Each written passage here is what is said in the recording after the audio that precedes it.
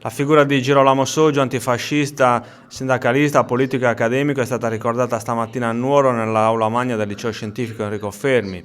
Lo spunto è stato offerto dalla presentazione del libro Da Rodi a Tavolara per una piccola bandiera rossa, scritto dalla moglie Bianca Ripepi, che col marito ha condiviso la vita e l'impegno politico e civile. Tra i relatori Stefano Pira, collegato in videoconferenza.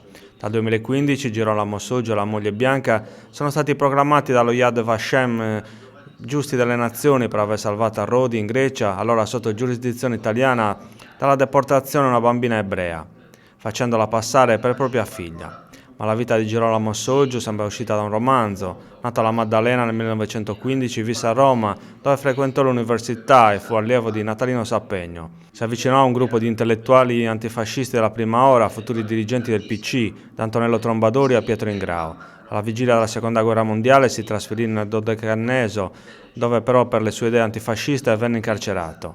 Richiamato dall'esercito come ufficiale di complemento, dopo l'armistizio venne arrestato dai tedeschi, ma riuscì a fuggire. Dopo la guerra, accanto alla carriera accademica, affiancò quella politica e sindacale nelle file del PC e della CGIL. Eletto in Consiglio regionale, nel 1968 divenne senatore partecipando alla commissione medici sul banditismo in Sardegna. Docente di storia all'Università di Cagliari, morì nel 1996 e venne sepolto nell'isola di Tavolara.